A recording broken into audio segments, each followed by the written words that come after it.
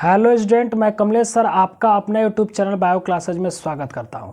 बाबू, मैं उम्मीद करता हूं कि आप लोग बहुत अच्छे होंगे। और आज का जो टॉपिक है बाबू वो है बाह्य आवरण, आउटर मेम्ब्रेन के बारे में आज हम लोग पढ़ेंगे, वो भी कोशिका का बाह्य आवरण। इससे पहले मैं कोशिका में बहुत कुछ पढ़ा दिया हूँ और ये जो मैं वीडियो बना रहा हूँ वो है जीवन की मौलिक इकाई the fundamental unit of life का चौथा भाग। मैं ये वीडियो पार्ट 4 बना रहा हूँ। इससे पहले की वीडियो देखने के लिए आपको मैं इस वीडियो के डिस्क्रिप्शन में लिंक दे दूंगा, आप वहाँ से जा कर के वीडियो को देख पाएंगे, ठीक है ना। तो आज बाबू मैं आपको बता देता हूँ कि हम लोग पढ़ रहे हैं क्लास 9th सब्जेक्ट बायोलॉजी और 5वां चैप्टर में पढ़ रहे हैं हम लोग जीवन की मौलिक इकाई the fundamental unit of life. और इसमें हमको पढ़ना है कोशिका का बाह्य आवरण, यानी कि कोशिका का बाह्य आवरण क्या होता है। चलिए हम पहले आपको यहाँ पर लिख कर बता देते हैं और समझा देते हैं।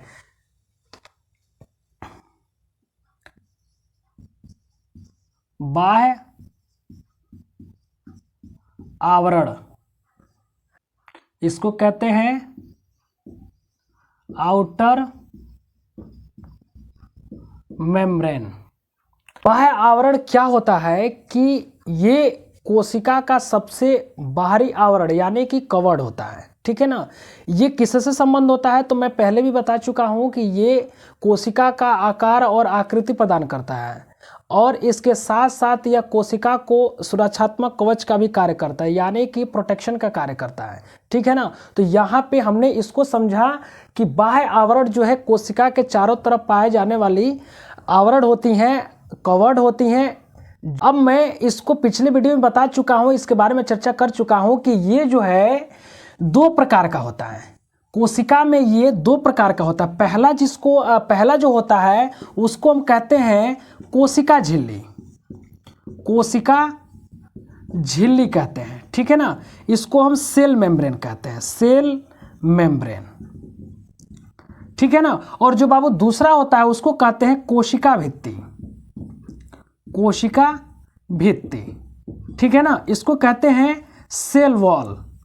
लेकिन मैं ये भी आपको बता दूं कि ये सेल मेम्ब्रेन कोशिका में देखने को कहाँ मिलेगा और सेल वॉल भी कहाँ मिलेगा देखने को कोशिका में। देखिए बाबू, यहाँ पे मैं एक सिंपल स्ट्रक्चर बना देता हूँ एक कोशिका का।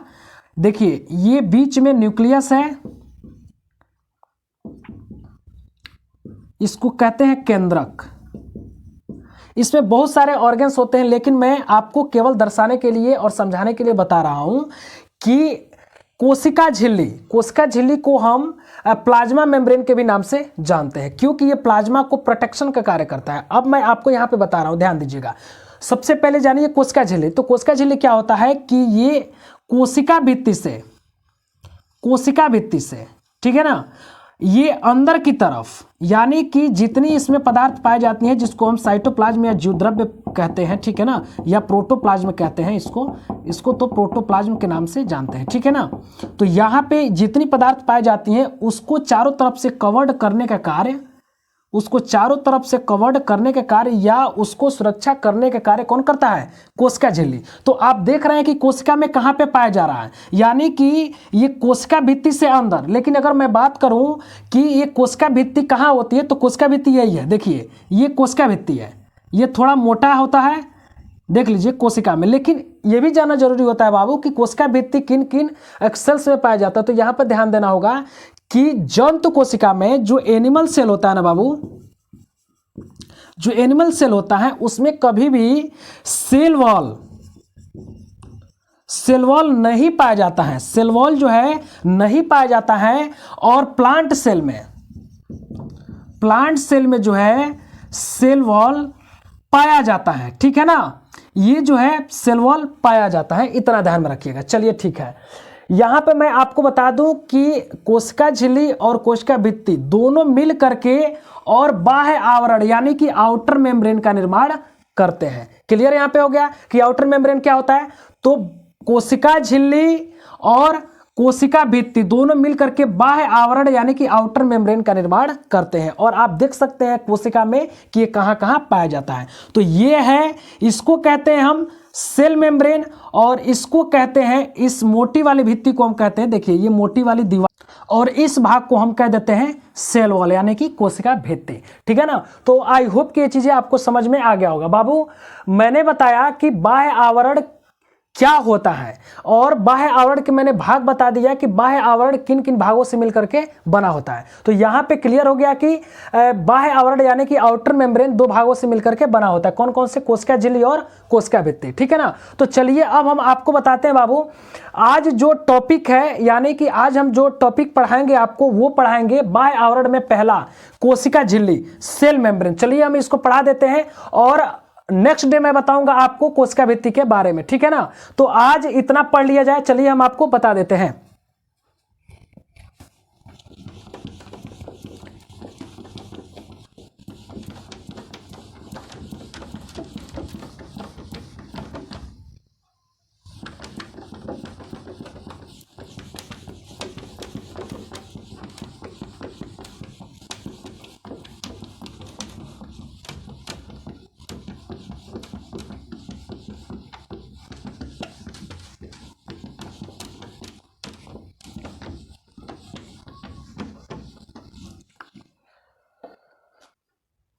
तो आइए हम यहाँ पे आपको लिख करके बता देते हैं। यहां पर हम लिखते हैं कोशिका झिल्ली, कोशिका झिल्ली, इसको क्या बोलेंगे? सेल मेम्ब्रेन,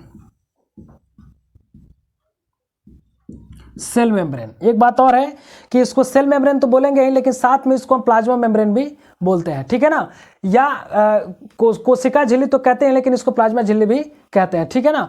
देखिए बाबू, कोशिका झिल्ली क्या होता है कि आपको अभी अभी हम बताएं कि कोशिका झिल्ली कहां पाया जाता है।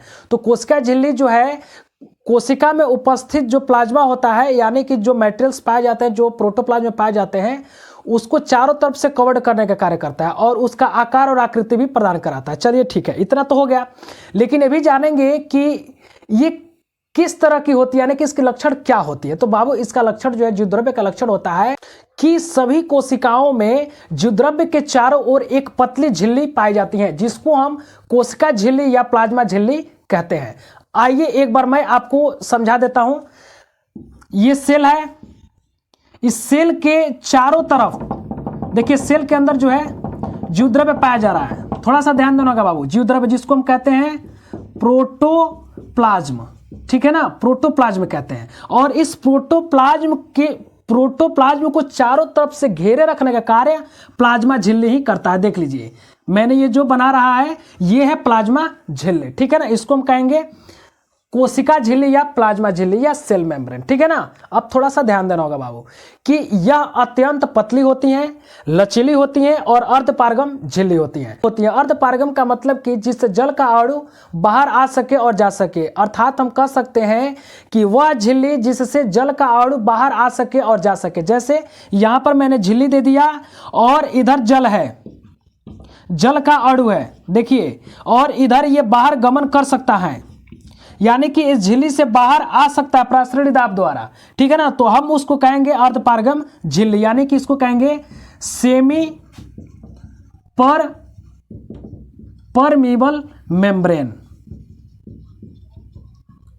अब यहां ऐसा क्यों होता है? क्योंकि यह चयनात्मक कार्य करती है। चयनात्मक का मतलब यह हुआ कि ये उसी पदार्थ को लेगी जो जल में घोलित होगा, या जल के अणु के कण के बराबर होगा, उसी को अंदर ले सकती है और बाहर जाने दे सकती है। ये चयनात्मक का कार्य करती है। ठीक है ना। अब थोड़ा सा यहां पर ध्यान देना होगा बाबू कि इसकी विशिष्टता एक होती है कि अभी अभी बताएं चयनात्मक, तो विशिष्टता का मतलब है कि ये सिलेक्टिविटी का कार्य करती है। ये इसका प्रथम गुण होता है, और इसका एक स्पेसिफिक ये जो है गुण होता है जो चयनात्मक का कार्य करती है। यहां तक आप जान लिए कि इसका विशेष गुण क्या होता है। ठीक है ना। तो ये चयनात्मक का कार्य करती है। इसके साथ साथ मैं बता दूं कि यह जो झिल्ली होती है बाबू, यह जो मेम्ब्रेन होती है, ये मेम्ब्रेन, ठीक है ना, ये वसा और प्रोटीन की बनी होती है। ठीक है ना। किससे बनी होती है बाबू?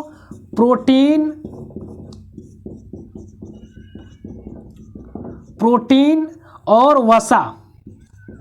वसा यानी कि फैट कहिए, या फिर इसको कहिए फास्फोलिपिड, यानी कि फास्फोलिपिड की बनी होती है। ठीक है ना।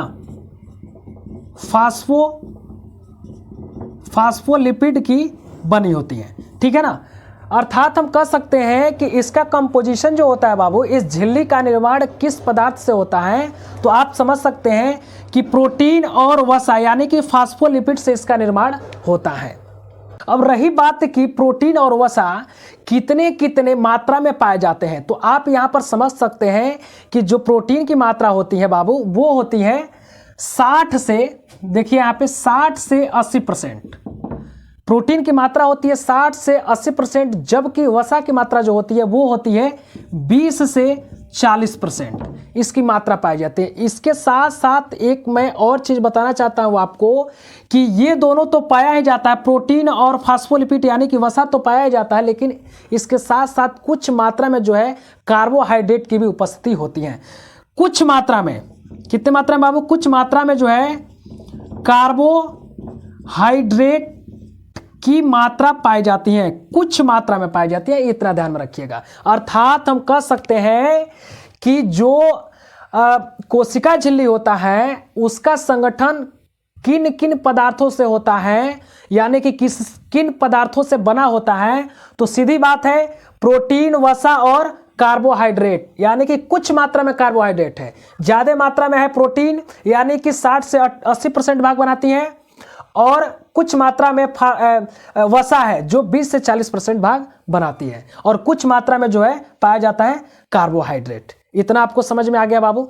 देखिए बाबू, बात ऐसा है कि अगर ये जो कोशिका झिल्ली है अगर किसी कारणवश अगर टूट फूट जाती है, कट फट जाती है, तो उनमें रीजनरेशन की क्षमता होती है, यानी कि ये अपना शरीर दोबारा बना सकती हैं। इसको कहते हैं हम रीजनरेशन। क्या बोलते हैं बाबू?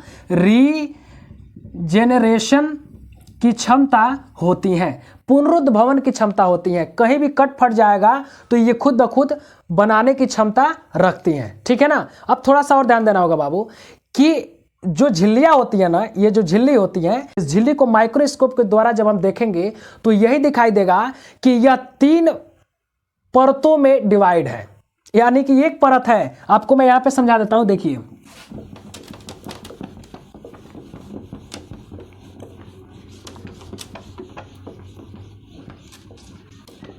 देखिए बाबू, अगर हम इस झिल्ली को देखेंगे, यहाँ पे इस झिल्ली को हम देख रहे हैं, ठीक है ना, तो ऐसा प्रतीत होगा ना, इसको देखने के बाद ऐसा प्रतीत होगा कि ये तीन स्तर है, इसमें 3 जो है स्तर है, लेयर है। कितने लेयर है बाबू?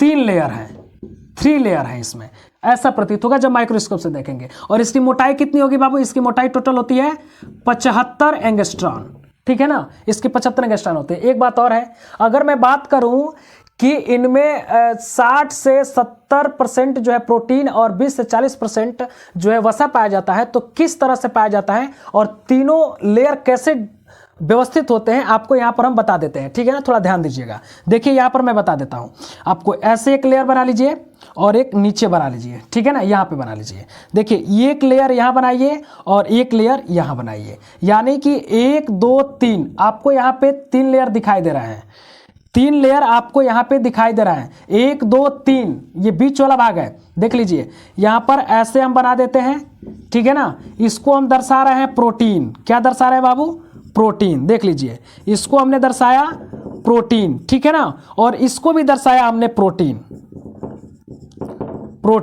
लेकिन ये बीच वाला जो भाग है इसको हम कहते हैं फास्फोलिपिड। इस बीच वाले भाग को हम क्या बोलेंगे बाबू?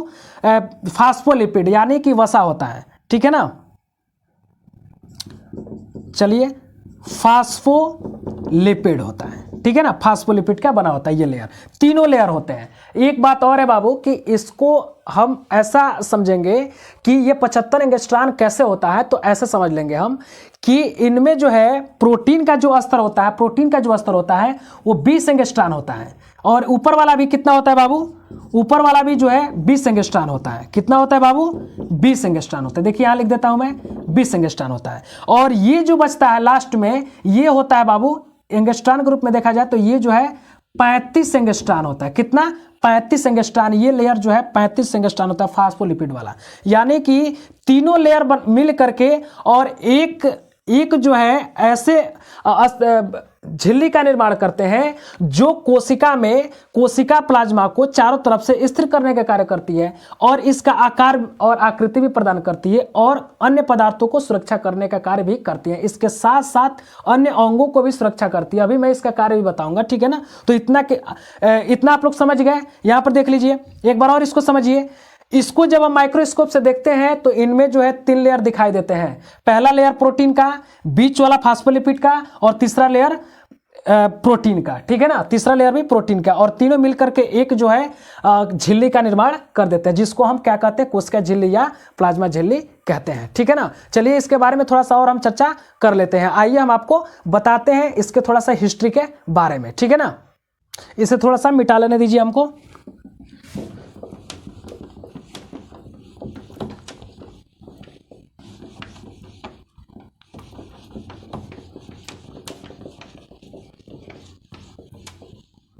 देखिए बाबू, अगर इसके हिस्ट्री के बारे में बात किया जाए तो हम यही कहेंगे कि कुछ वैज्ञानिक का मतलब वो वैज्ञानिक जो इसको देखा था और इसका नाम भी दिया था। देखिए बाबू, इसमें सबसे पहले आ जाते हैं सी नागेली व सी क्रेमर। सी नागेली और सी क्रेमर, देखिए सी नागेली और सी क्रेमर, ठीक है ना।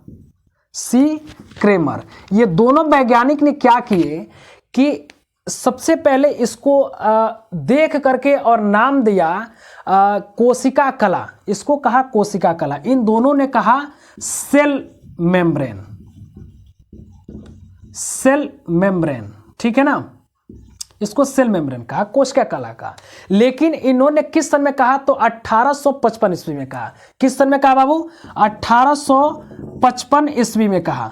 थोड़ा सा यहां पर ध्यान देना होगा। एक बार मैं आपको बताना चाहता हूं फिर दोबारा। सबसे पहले इन दोनों ने देखा और नाम रखा इस झिल्ली को क्या, सेल मेम्ब्रेन, यानी कि कोशिका झिल्ली कहा। कौन वैज्ञानिक है भाई, सी नागेली और सी क्रेमर। किस सन में देखा था, किस सन में नाम बताया, 1855 ईस्वी में। यहां पर क्लियर हो गया आपको, ठीक है ना। अब थोड़ा सा और ध्यान देना होगा कि इसके बाद एक और वैज्ञानिक है, जैसे उनको कहा जाता है जे क्यू प्लो। जे क्यू प्लो, उनका नाम है जे क्यू प्लो। देखिए जे क्यू प्लो, ये जे क्यू जो प्लो है, इन्होंने सन 1931 में इसे द्युद्रव्य कला का, यानी कि प्लाज्मा मेम्ब्रेन कहा। क्या कहा बाबू, प्लाज्मा मेम्ब्रेन। यहां मैं लिख देता हूं प्लाज्मा मेम्ब्रेन। देखिए प्लाज्मा मेम्ब्रेन, प्लाज्मा मेम्ब्रेन का, यानी कि द्युद्रव्य कला कहा। द्युद्रव्य कला क्यों कहा, कि ये द्युद्रव्य के चारों तरफ से घेरे रखने का कार्य करता है, इसलिए इसको इन्होंने जे क्यू नामक वैज्ञानिक ने किस सन में, सन 1931 में। किस सन में बाबू, सन 1931 ईस्वी में इसको क्या कहा, प्लाज्मा मेम्ब्रेन, यानी कि द्युद्रव्य कला कहा, ठीक है ना। आई होप कि ये चीजें आपको समझ में आ गया होगा। चलिए बाबू, अब आपको हम बता देते हैं कि कोशिका झिल्ली का मुख्य कार्य क्या होता है। आप हमारे मुखांगों द्वारा सिर्फ सुन लीजिए कि इसका कार्य क्या होता है। देखिए बाबू, इसका कार्य होता है कोशिका में सबसे पहले कि यह कोशिका को निश्चित आकार प्रदान करता है। क्लियर है यहाँ पे कि यह कोशिका को एक निश्चित आकार देता है, ठीक है ना। जिस आकार का कोशिका रहता है उस आकार में यह व्यवस्थित रहता है और कोशिका का एक निश्चित आकार देता है। इसके साथ साथ यह कोशिका के अंदर उपस्थित कोशिकांग, बहुत सारे कोशिकांग पाए जाते हैं, जैसे केंद्रक, माइटोकॉन्ड्रिया, वैक्यूल, गोल्जिकाय, लयनकाय, जितनी सारी कोशिकाएं कोशिका का अंग होता है उनको चारों तरफ से ये घेरने का कार्य, यानी कि सुरक्षा प्रदान करता है उसको, ठीक है ना। एक बात और है कि इसका जो एक और कार्य मैं बता देता हूं कि यह पदार्थों का चयनात्मक कार्य करता है। ये विशेष रूप से ये जानना होगा आपको कि ये चयनात्मक का कार्य करता है। किन पदार्थों को चयनात्मक का कार्य करता है मैं पहले भी बता चुका हूं कि यह सेमी परमीबल होने के कारण जो जिससे जल का अणु बाहर आ सके और जा सके, यानी कि जल में घुलित पदार्थों के प्रासरणी दाब द्वारा, ऑस्मोटिक प्रेशर द्वारा लेन देन कराता है, एक कोशिका से दूसरे कोशिका में लेन देन कराता है।